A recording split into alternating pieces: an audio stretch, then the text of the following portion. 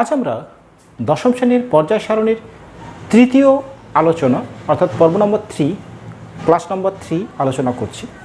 আমরা আজকের এই 5টা ধর্ম পর্যায় সারণীতে কীরকমভাবে শ্রেণী বা পর্যায় বরাবর পুনরাবৃত্তি ঘটে তা নিয়ে আমরা আলোচনা করব। প্রথম ধর্ম পারমাণবিক আকার। আমরা পারমাণবিক আকার বলতে কি বুঝি? পরমাণুর একটি অংশ থাকে নিউক্লিয়াস, এর চারপাশে বিভিন্ন কক্ষপথে ইলেকট্রন ঘুরে বেড়াচ্ছে, এরকম ইলেকট্রন ঘুরে বেড়াচ্ছে।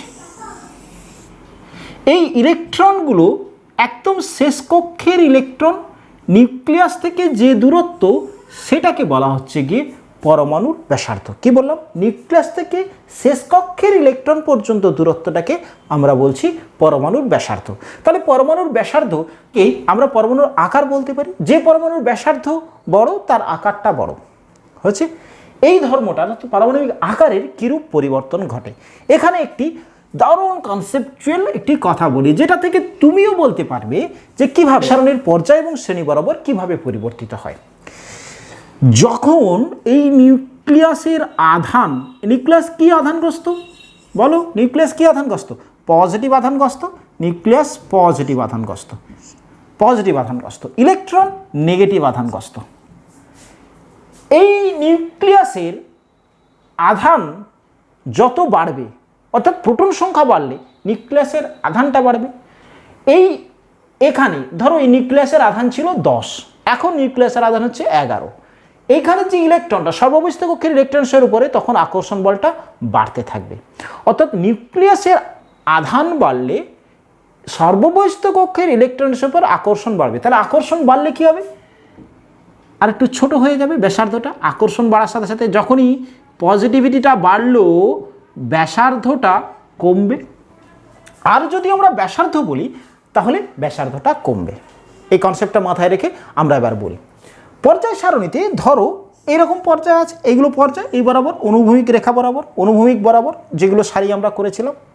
আচ্ছা, এইখানটাতে যে পরমাণুটা আছে তার ধরো সর্বশেষ কক্ষে ইলেকট্রন হচ্ছে গিয়ে 1। 2 নম্বর পর্যায় আমি ধরছি। তাহলে 2 নম্বর পর্যায় মানে ওই পরমাণুর সর্ববহিস্থ কক্ষপথ কোনটা? 2 নম্বর। সর্ববহিস্থ কক্ষপথ নাম্বার হচ্ছে কি 2 নম্বর, অর্থাৎ সর্বশেষ কক্ষপথ নাম্বার হচ্ছে কি 2। যত তুমি বাম থেকে ডানের দিকে যাবে, পর্যায় বরাবর যত বাম থেকে ডানের দিকে যাবে, প্রত্যেকেরই সর্বশেষ কক্ষপথ কত? 2। কিন্তু ইলেকট্রন সংখ্যা এবং প্রোটন সংখ্যা একটা একটা করে বাড়ছে। অর্থাৎ এখানে ধরো ইলেকট্রন প্রোটন নিউক্লিয়াসের আধান ছিল, সাপোজ আমি ধরে নিচ্ছি 1, ধরছি, অ্যাজিউম করছি। এর পরেরটাতে কি হচ্ছে? ইলেকট্রনের আধান, এই নিউক্লিয়াসের আধানটা বাড়লো, কারণ যত এদিকে যাবে ইলেকট্রন প্রোটন সংখ্যাটা বাড়ছে। একই কক্ষপথে থেকে প্রোটন সংখ্যাটা বাড়ছে নিউক্লিয়াসের, এবং বাইরের কক্ষের ইলেকট্রন সংখ্যাটা বাড়ছে। তাহলে যত বাম থেকে ডানের দিকে যাবে নিউক্লিয়াসের আধানটা আস্তে আস্তে বাড়ছে, কক্ষপথটা একই থাকছে। যেহেতু পর্যায়টা 1, তাহলে কি হবে? যেহেতু আধানটা বাড়ছে তাহলে ব্যাসার্ধটা আস্তে আস্তে কি হবে? কমতে থাকবে। তাহলে পর্যায় বরাবর বাম থেকে ডানের দিকে গেলে পরমাণুর আকার কি হবে? আস্তে আস্তে আস্তে আস্তে কমতে থাকবে। ওপর থেকে নিচের দিকে গেলে 2 থেকে 3 নম্বর পর্যায়ে পৌঁছাচ্ছে। একটা শ্রেণী বরাবর ওপর থেকে নিচে, প্রথমে 2 নম্বর পর্যায়ে ছিল, পরেরটা 3 নম্বর পর্যায়ে, মানে অটোমেটিক্যালি 2 থেকে 3 পর্যায়টা 3 হয়ে যাচ্ছে। মানে সর্বশেষ কক্ষপথ কোনটা? 3 নম্বর কক্ষপথ। অর্থাৎ কক্ষপথ বেড়ে যাচ্ছে, মানে ধরো 2টো ছিল, পরেরটা 3টে হয়ে গেল, অটোমেটিক্যালি ব্যাসার্ধ বাড়ছে। তাহলে আমরা কি বলবো? পরমাণুর আকার পর্যায় বরাবর বাম থেকে ডানে গেলে আকারটা কমছে, ওপর থেকে নিচে গেলে পরমাণুর আকার বাড়ছে। ক্লিয়ার হলো? চলো এরপরে আসছি আমরা দ্বিতীয় ধর্ম, সেটা হচ্ছে কি আয়োনাইজেশন। আচ্ছা, আয়োনাইজেশন নামটা থেকে আমরা বিষয়টা বুঝবার চেষ্টা করব। নামটা থেকে বিষয়টাকে বুঝবার চেষ্টা করব। প্রথমত পরমাণু, তাতে প্রোটন যত ইলেকট্রন তত, তাই সেটা কি? নিস্তড়িত। ক্লিয়ার?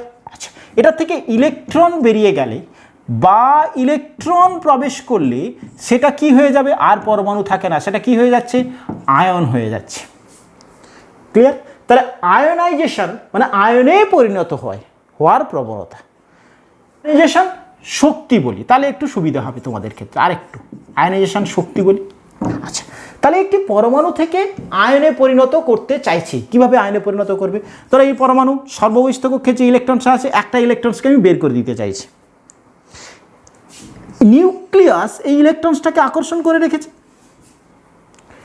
এর আকর্ষণ মুক্ত করে একে আমি বাইরে বের করতে হবে, কারণ একে পরমাণু থেকে কিসে পরিণত করতে হবে? আয়নে। তাহলে একটি পরমাণু থেকে আয়নে পরিণত করতে গেলে সর্ববহিস্থ কক্ষ থেকে ইলেকট্রনটাকে বহিষ্কার করতে হবে। চাইলে বহিষ্কার করলাম হয়ে যাবে তা তো নয়, একে নিউক্লিয়াস তো আকর্ষণ করে রেখেছে, সেই আকর্ষণ বলটাকে ছাড়িয়ে আমাকে ইলেকট্রনটাকে বের করতে গেলে শক্তির প্রয়োজন, এনার্জির প্রয়োজন হচ্ছে। তাহলে যে পরমাণুর ক্ষেত্রে নিউক্লিয়াস ইলেকট্রনসটাকে বেশি আকর্ষণ করে রাখবে তার ক্ষেত্রে তাকে আয়নে পরিণত করতে বেশি শক্তির প্রয়োজন হবে। তাহলে আয়নাইজেশন শক্তি মানে কি? পরমাণু থেকে একটি আয়নে পরিণত করবার জন্য যে শক্তির প্রয়োজন হয়। আরেকটু ডিপলি বলি, একটি পরমাণুর সর্ববহিস্থ কক্ষপথের থেকে একটি ইলেকট্রনকে নির্গত করে পরমাণুকে আয়নে পরিণত করতে যে শক্তির প্রয়োজন তাকে আমরা বলছি আয়নাইজেশন শক্তি। হয়েছে? আচ্ছা, আগের কনসেপ্টটা কি পড়েছিলে? তাহলে এই একই পর্যায় বরাবর এইখানের যে নিউক্লিয়াসের শক্তিটা বা টানটা যত বাম থেকে ডানের দিকে যাচ্ছিলে তত কি হচ্ছিল? বাড়ছিল। তাহলে টানটা যত বাড়ছে নির্গত করতে ইলেকট্রনটাকে বাইরে বের করতে বেশি শক্তির প্রয়োজন হবে। তাহলে পর্যায় বরাবর বাম থেকে ডানের দিকে গেলে কি হবে? আয়নাইজেশন শক্তিটা বৃদ্ধি পাবে, অর্থাৎ ওই পরমাণু থেকে ইলেকট্রনটাকে বের করতে বেশি শক্তির প্রয়োজন হবে। তাহলে উপর থেকে নিচের দিকে নামতে গেলে যেহেতু কক্ষপথটা বেড়ে যাচ্ছে তাহলে উপর দিকে নামলে কমবে, তাহলে এদিকে গেলে বাড়বে আর এদিকে গেলে কমছে। শ্রেণী বরাবর উপর থেকে নিচের দিকে গেলে কি হবে? আয়নাইজেশন শক্তি হ্রাস পাবে। বাম থেকে পর্যায় বরাবর ডান দিকে গেলে তাহলে আয়নাইজেশন শক্তিটা বৃদ্ধি পাবে। হয়েছে? চলো এরপরে আসছি পরের ধর্ম কি বলছে। পরের ধর্মটা কি বলা হচ্ছে? পরের ধর্মটা বলা হচ্ছে তড়িৎ ঋণাত্মকতা। আমরা পরমাণু যখন গঠিত হয়, অর্থাৎ পরমাণু থেকে যখন অণু গঠিত হয়, অণুটা যৌগিক অণু হতে পারে, মৌলিক অণু হতে পারে। গঠনের সময় দুটো প্রক্রিয়াতে সাধারণত আমরা আমাদের লেভেলে শিখেছি, সেটা হচ্ছে কি সমযোজী বন্ধন গঠন করে নিকটতম নিষ্ক্রিয় গ্যাসের ইলেকট্রন বিন্যাস লাভের চেষ্টায়, ইলেকট্রনস গ্রহণ বা বর্জন করে, বা ইলেকট্রনস জোড় গঠন করে সে অণু গঠন করে।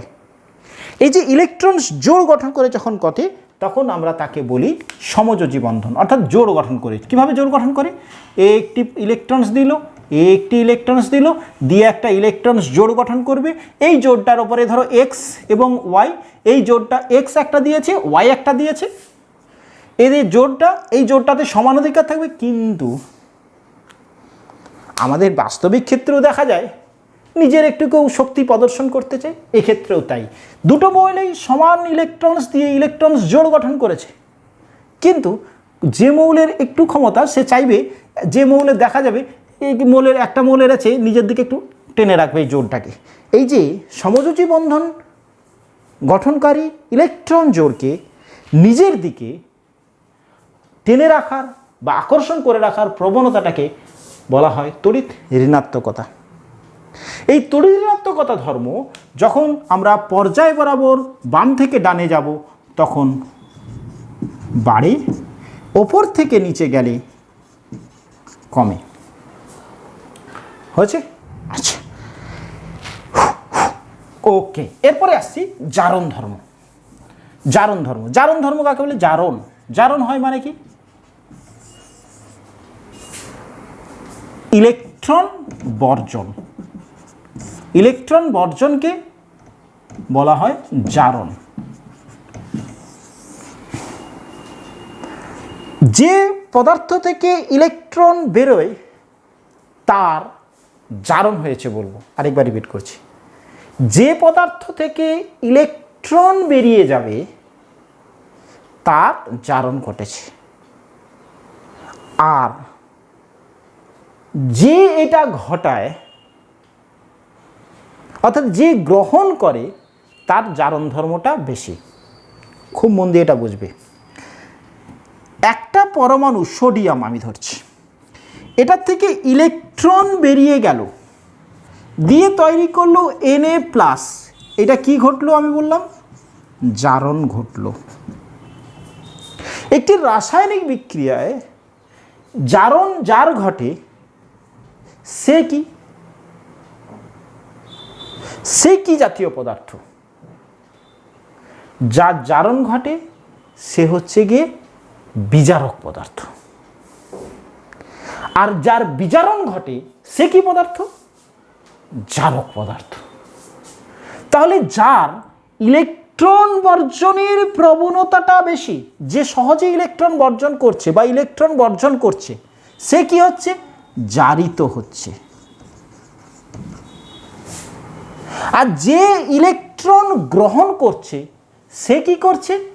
সে কি হচ্ছে? বিজারিত। ধরো অক্সিজেন, এ ইলেকট্রন গ্রহণ করে তৈরি করলো O⁻⁻, দুটো ইলেকট্রন গ্রহণ করলো। বলো এবার এটা কি ঘটলো? বিজারণ ঘটলো, বিজারণ বা বিজারিত হলো। বলো সোডিয়াম, ইলেকট্রন বর্জনটাকে আমরা কি বলছি? জারণ। তাহলে সোডিয়ামের কি ঘটলো এক্ষেত্রে? সোডিয়াম থেকে সোডিয়াম প্লাস হয়েছে, এটা কি ঘটেছে? জারণ ঘটেছে। তার মানে কি হয়েছে? জারিত হয়েছে।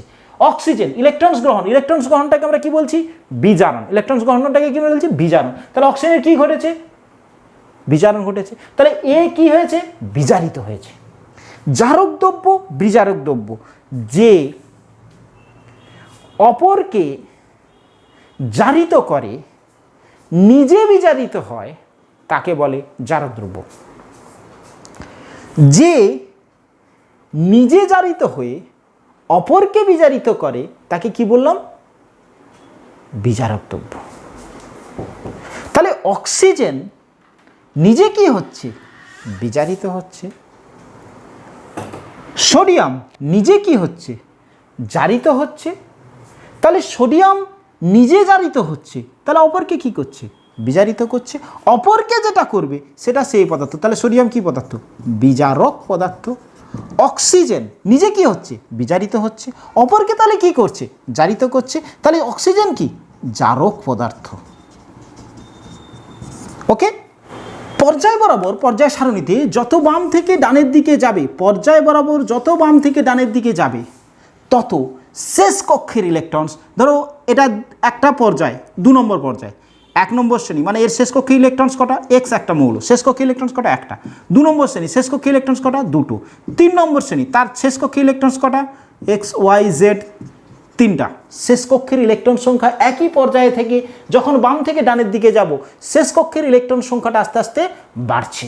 তাহলে একটা পরমাণু ইলেকট্রন ছাড়ার প্রবণতা বা ইলেকট্রনস গ্রহণ করার প্রবণতা কার বেশি? যত তুমি বাম থেকে ডানের দিকে যাবে ইলেকট্রনস গ্রহণের প্রবণতা বাড়বে। ইলেকট্রনের গ্রহণের প্রবণতা বাড়ছে মানে জারণ ধর্ম বৃদ্ধি পাচ্ছে। অর্থাৎ পর্যায় বরাবর বাম থেকে ডানের দিকে গেলে জারণ ধর্ম বাড়ে, উপর থেকে নিচের দিকে গেলে কমে। ঠিক উল্টোটা বিজারণ ধর্ম বাম থেকে ডানের দিকে গেলে কমে, উপর থেকে নিচের দিকে গেলে বাড়ে। হয়েছে? এই পুরো আলোচনাটাতে আমরা একটা ছোট্ট করে টেবিল বানিয়ে নিতে পারি। টেবিলটা স্ক্রিনে দেওয়া থাকলো, দেখে নাও যে আমাদের ক্ষেত্রে আমরা পর্যায় সারণীতে মৌলগুলোর এই ধর্মগুলো কিভাবে ছোট করে মনে রাখতে পারবো, এবং কনসেপ্ট যদি আমাদের ঠিকঠাক ক্লিয়ার হয়ে থাকে তাহলে আমাদের ক্ষেত্রে আমাদের যদি ভুলেও যাই, নট মেমোরাইজ করার প্রয়োজন নেই, কনসেপ্টটা যদি আমরা খেয়াল রাখতে পারি তাহলে আমাদের ক্ষেত্রে পরীক্ষার হলে বিভিন্ন মৌল দেওয়া থাকলেও তাদেরকে জারণ সংখ্যা হিসাবে, জারণ ধর্ম হিসাবে, বিজারণ ধর্ম হিসাবে, আয়নাইজেশন শক্তি হিসাবে, পরমাণুর আকার হিসাবে যদি সাজাতে বলে আমরা নিশ্চিতভাবে সাজাতে পারবো। সেক্ষেত্রে আমাদের কারো উপরে নির্ভর করবার প্রয়োজন হবে না। ওকে, ক্লিয়ার? যারা আমার চ্যানেলে নতুন এসেছো, যারা আগেও এসেছিল অথচ এখনও পর্যন্ত আমার চ্যানেলটাকে সাবস্ক্রাইব করনি, তাহলে আমার চ্যানেলটাকে সাবস্ক্রাইব করবে। ওকে, থ্যাংক ইউ। যদি কোনো আরেকটা কথা, যদি কোনো প্রশ্ন থাকে তাহলে কমেন্টে জানাবে। ওকে, থ্যাংক ইউ।